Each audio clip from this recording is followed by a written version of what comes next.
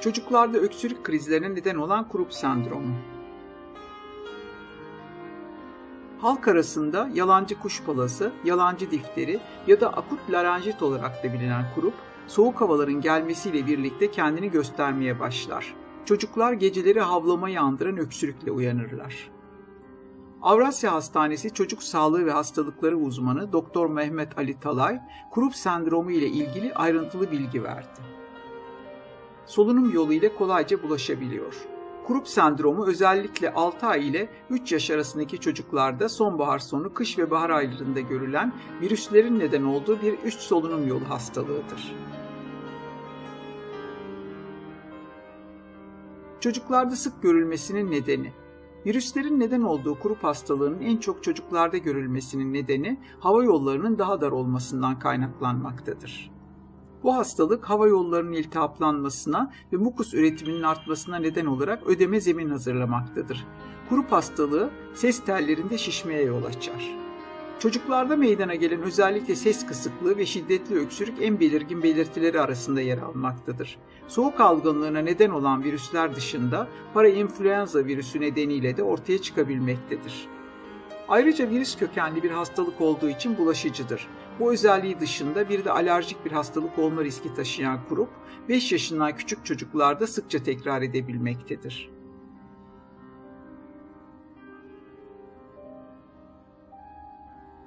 Çocuğunuzda bu belirtiler varsa, nefes alıp vermede zorluk, ses kısıklığı, burun akıntısı ve ateş, hırıltılı nefes, havlar şekilde öksürük, öksürürken ağrı hissetme, solunum yollarında şişlik, geceleri meydana gelen nöbetler, yutkunmada güçlük gibi çeşitli belirtiler söz konusudur. 5-6 gün içerisinde kendiliğinden geçebilen Krupp hastalığı kimi durumlarda hastanede tedavi görmeyi gerektirebilir.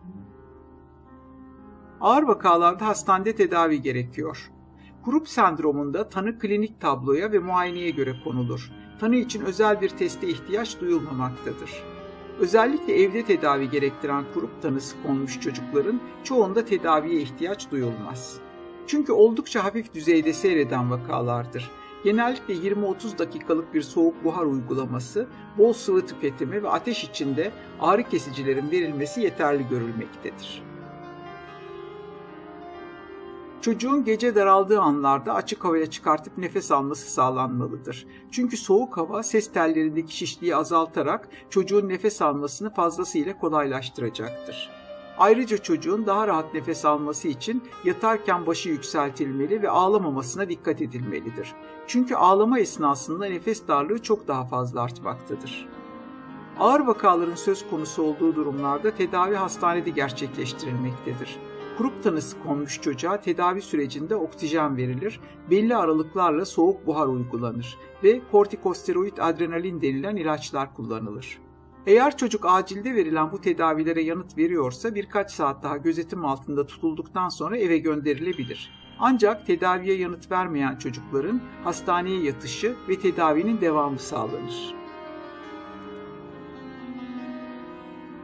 Önlem alabilirsiniz. Geceleri artan öksürük krizlerini önlemek için çocuğunuzun başının altına yüksek yastık koymanız onu rahatlatacaktır. Çocuğunuzun nefes alıp vermesini engelleyecek her türlü pozisyondan ve ortamdan kaçınılmalıdır. Ağlamak nefes almayı zorlaştıracağından çocuğunuzu her zaman sakinleştirebilmelisiniz. Grip ya da nezle olmuş kişilerden uzak tutmalısınız. Çocuğunuzun sık sık ellerini yıkaması ve kirli ortamlarda durmaması gerekmektedir. Evi sürekli havalandırmalı, özellikle de çocuğunuzun odasının nemli kalmasına dikkat etmeniz gerekmektedir. Odanın kuru olması hastalığı tetiklemektedir. En önemli hususlardan bir diğeri ise bol sıvı tüketimidir. Sıvıların sıcak ya da ılık olması daha fazla fayda sağlayacaktır. Vitamin bakımından zengin gıdaların tüketimine özen gösterilmeli ve ev yapımı çorba tüketimine de ağırlık verilerek Krupp sendromunu engellemek ya da hafifletmek mümkündür.